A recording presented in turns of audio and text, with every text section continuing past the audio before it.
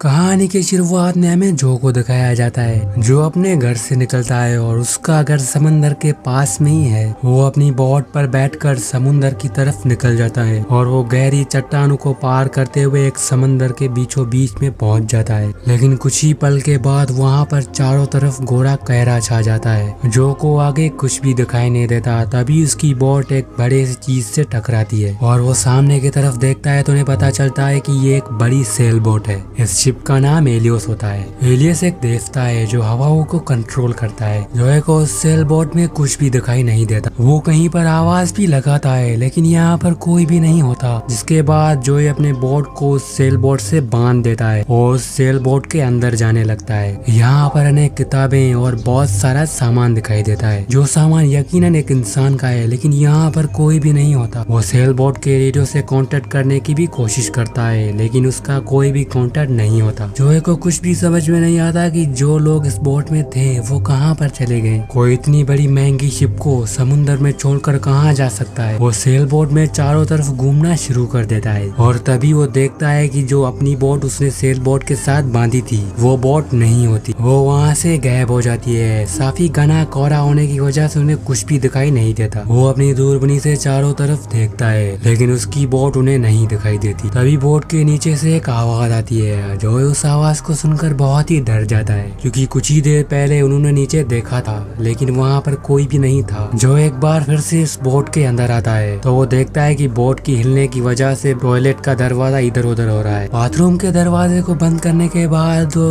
Boat के engine में आता है क्योंकि इन्हें पता होता है कि मुझे इसी पर ही जाना है। इसीलिए वो उस इंजन को चेक करने लगता है। वो उस इंजन को स्टार्ट करने लगता है लेकिन इंजन स्टार्ट नहीं होती और साथ ही उस बोट में जो कंपास होता है वो भी खराब हो चुका था। इसीलिए उसे डायरेक्शन के बारे में कुछ भी नहीं पता होता। तभी वो वहाँ पर एक मैप खोलता है और अपनी लोकेशन से सही डायरेक्शन का पता लगा लेता है। जिसके बाद वो सेल्स को भी खोल लेता है ताकि हवा से ये बोट आगे बढ़ना शुरू हो जाए। लेकिन हवा इस तरह से लगती है जिसकी वजह से इनकी सेल बोट चारों तरफ घूमने लगती है। फिर वो समझ जाता है कि उसे किसी भी कीमत में इंजन को स्टार्ट करना होगा। कई घंटों मेहनत करने के बाद उनकी सेल बोट स्टार्ट हो जाती है और अब वो सेल बोट आगे बढ़ना शुरू हो जाती है और वो अपनी दूरबीनी से चारों तरफ देखता है लेकिन दूर दूर उन्हें कोई भी दिखाई नहीं देता और ना ही उन्हें अपनी बोट दिखती है। और वो रेडियो से एक बार फिर से दूसरों से कांटेक्ट करने की कोशिश करता है लेकिन उसका कांटेक्ट किसी से भी नहीं होता। अब उसे पिक करना होता है। तभी वो बाहर आता है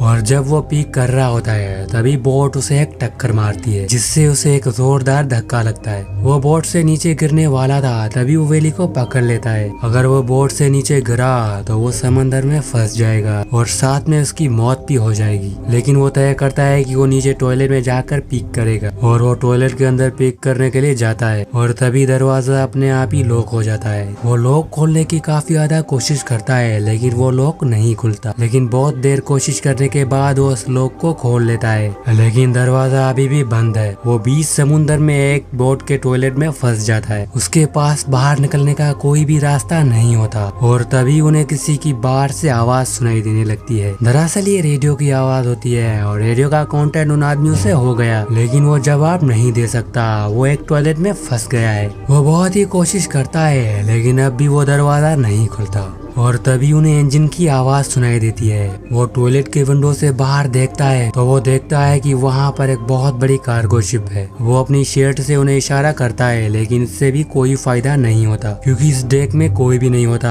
जो उनकी मदद करे। सेल बोट लगातार उस कार्गो शिप की तरफ बढ़ने लगती है और वो बहुत जल्द उस कार्गो शिप से टकरा जाएगी। जो ये पूरी तरह से परेशान हो जाता है और तभी उसे एक रस्सी मिलती है और उस रस्सी को वो अपनी सेल बोट से नीचे फेंकता है ताकि इनके सेल बोट का जो फैन है उनसे ये रस्सी टकरा जाए और इंजन बंद हो जाए। और होता भी ऐसा ही है। रस्सी इंजन के फैन ब्लेड से लपट जाती है लेकिन रस्सी का एक इंसान के पास होता है जो उनके गले में फंस जाता है। रस्सी लगातार उसके गले को दबा रही होती है। जो एक किसी तरह से उस रस्सी को अपने गर्दन से निकालने में कामयाब हो जाता है। रस्सी ने उसके गर्दन पर इतनी जोर से दबाया था जिसकी वजह से वो धीरे धीरे बेहोश हो रहा है। जिसके बाद उनकी सेल बोट उस कार्गो शिप से टकरा जाती है और उस बोट में धीरे धीरे पानी पानी आने लगता है। और कुछ देर के बाद जब जोए को होश आता है तो वो देखता है कि वो कार्गो शिप उन्हें कहीं भी दिखाई नहीं देती, जिसका मतलब ये है कि कार्गो शिप इनसे बहुत ही दूर चली गई है। तभी इन्हें बाहर किसी के कदमों की आवाजें सुनाई देने लगती है और वो बहुत ही हैरान रह जाता है, क्योंकि वो सेल बोट इतनी बड़ी नहीं होती और उसने वो सेल बोट पूरी चेक की थी और वहाँ पर कोई भी नहीं होता। तो ये आवाजें कहाँ से आ रही है? जो को लगता है कि ये उसका वहम है। जोए की सबसे यहाँ पर बड़ी प्रॉब्लम ये होती है कि शिप बहुत ही स्पीड से आगे जा रही होती है। हालांकि उसने रस्सी की वजह से उसकी इंजन को बंद कर लिया था, लेकिन उसकी सेल्स अभी भी खुले हुए हैं, इसीलिए हवा की जोर से वो बहुत ही तेजी से नीचे की तरफ जा रही है। अब वो किसी भी तरह से इस बोट को रोकना चाहता है, इसीलिए वो एक डंडे की मदद से उस रस्सी को खींचता है, जिससे वो सेल बोट रुक जाती है। लेकिन ये रस्सी जल्दी ही टूट जाती है और एक बार फिर से शिप हवा की रफ्तार से तेजी से नीचे बढ़ना शुरू कर देती है। और जोए पूरी तरह से परेशान होता है, क्योंकि उसकी सारी कोशिशें नाकाम हो गई है और अब टॉयलेट के अंदर पानी भी भरना शुरू हो जाता है। और वो जब उस पानी को टेस्ट करता है तो उन्हें पता चल जाता है कि ये समंदर का पानी नहीं है, वो मीठा होता है। और तभी वो चिल्लाकर कहता है कि मुझे पता है कि कोई बाहर है, मेरी मदद करो।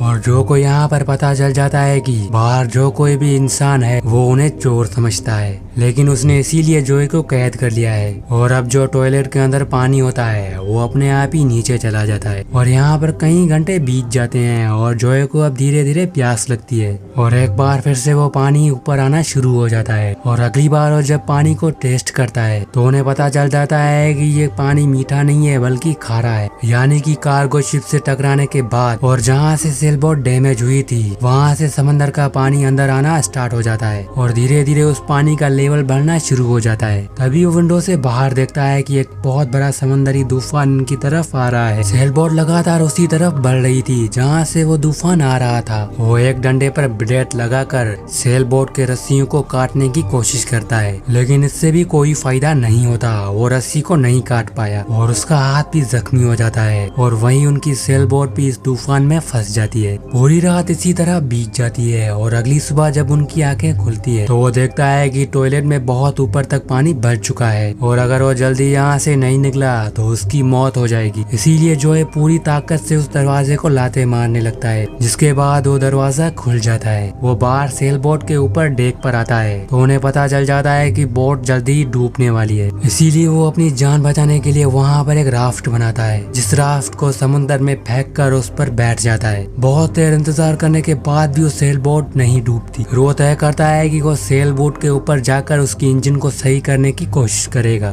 जिसके बाद सबसे पहले वो उस डैमेज को बंद करने लगता है जहाँ से पानी अंदर आ रहा था। जिसके बाद वो एक मोटर की मदद से जो सेल बोट के अंदर पानी होता है उसे बाहर निकालने की कोशिश करता है और पानी भी बाहर जाना शुरू हो जाता है। उसके बाद वो उस बोट की सेल्स को भी ठीक करने लगता है, जिसके बाद वो रेडियो से दूसरे लोगों से कांटेक्ट करने की कोशिश करता है, लेकिन उनका कांटेक्ट किसी से भी नहीं हो रहा था। उसे पता होता है कि उसे इसी बोट में बाहर किनारे पर जाना होगा, नहीं तो वो यहीं पर ही भूख प्यास की वजह से मर जाएगा। तभी उन्हें अपनी सामने की तरफ एक कार्गो शिप दिखाई देती है और जो उसने अपनी राफ्ट बनाई थी उस राफ्ट पर बैठकर वो उस कार्गो शिप की तरफ जाने लगता है, जो बहुत ही खुश है। अगर वो एक बार उस बोट की तरफ पहुंच गया तो उनकी जिंदगी बच जाएगी। लेकिन तभी सेल बोट अपने आप ही स्टार्ट हो जाती है, जो की तरफ आना शुरू कर देती है। जो ये देखता है कि सेल बोट उसी की तरफ आ रही है, इसीलिए वो अपनी जान बचाने के लिए उस राफ्ट पे कूद जाता है। वो लाइफ बोट उसके राफ्ट के टुकड़े टुकड़े कर देती है और अब जो ये पूरी तरह से डर चुका है, क्योंकि इसे समझ में आ जाता है कि ये कोई आम सेल बोट नहीं है, बल्कि ये एक मिस्ट्री है जिसके बारे में इन्हें कुछ भी नहीं पता होता। सेल बोट के सेल्स भी नीचे होते हैं और साथ में उसकी इंजन भी ऑफ हो जाती है,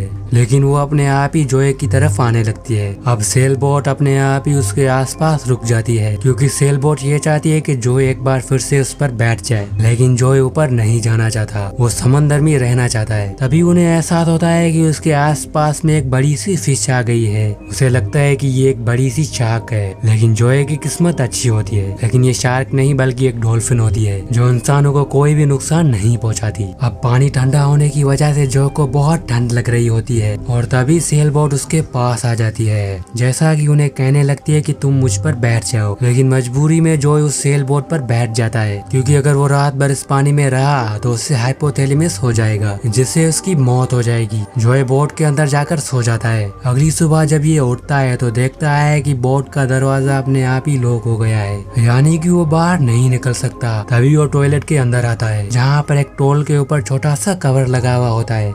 जब वो उस कवर को खोलता है तो उन्हें पता चल जाता है कि यहाँ से ऊपर जाने के लिए रास्ता है। अब वो उस जगह से ऊपर जाने के लिए कोशिश करता है, जहाँ पर उन्हें एक चाकू भी मिलता है। यहाँ पर कुछ खाने का सामान भी होता है। जॉय समझ जाता है कि यहाँ पर कोई ना कोई छुपा हुआ है। वो ऊपर जाने की कोशिश करता है, लेकिन तभी वो छोटा सा कवर अपने आप ही बंद हो जाता है, जिसका मतलब ये है कि जॉय एक बार फिर से इस छोटी जगह पर फंस जाता है। साफी सेल बोट बहुत ही तेजी से चल रही होती है। जॉय चिल्ला चिल्ला कर कहता है कि मुझे छोड़ दो, मुझे जाने दो, मैंने तुम्हारा क्या बिगाड़ा है। तभी वो सेल बोट अपने आप ही रुक जाती है। सारे दरवाजे भी खुल जाते हैं। जो इस बोट से बाहर आता है वो देखता है कि वो एक आइलैंड पर आ चुका है, जो कि एक अबंडंट टाउन है। यहाँ पर कोई भी नहीं रहता और ये पूरे टाउन को विजिट करने लगता है, लेकिन यहाँ सिर्फ इमारतें होती है। तभी उन्हें इंजन की आवाज सुनाई देती है, जो देखता है कि सेल बोट अपने आप ही यहाँ से चलकर जा रही है। वो समझ जाता है कि ये इंटेलिजेंट या फिर सुपर पावर नेचर वाली ये सेल बोट थी, और कुछ ही पल के बाद वो सेल बोट उनकी नजर से उलझल हो जाती है। अब वो किनारे पर आता है तो वो देखता है कि उसकी वो बोट जो गुम हो गई थी, और वो बोट जो उन्होंने उस सेल बोट के साथ बांध दी थी, और वो एक बार फिर से उस किनारे पर खड़ी हुई थी। और इस टाउन पर बहुत सारे लोगों को भी दिखाया जाता है। दरअसल ये टाउन वही जगह है जहाँ से उन्होंने अपना सफर शुरू किया था। तभी चट्टानों की तरफ और समुद्र के बीचों बीच हमें वही बोट दिखाई जाती है जिस सेल बोट में वो फंस गया था, जो एक बार फिर से अपने सफर को शुरू कर देता है। लेकिन ये सिर्फ उसका वहम था, वो वहीं पर ही रुका हुआ था। यहाँ पर ये हो सकता है कि ये एक ऐसी सेल बोट हो जो अपने अंदर इंसानों को फंसाकर उसे मार देती है, क्योंकि जॉय ने उस सेल बोट की मरम्मत की थी और उसके इंजन को रिपेयर किया था, और इसीलिए उस सेल बोट ने उन्हें नहीं मारा और वापस उन्हें किनारे पर छोड़ दिया। इसके साथ इस मूवी का यहीं पर ही एंड होता है। मैं उम्मीद करता हूँ कि मूवी आपको पसंद आई होगी। अगर पसंद आएगी तो मेरे चैनल को सब्सक्राइब और वीडियो को लाइक कर देना।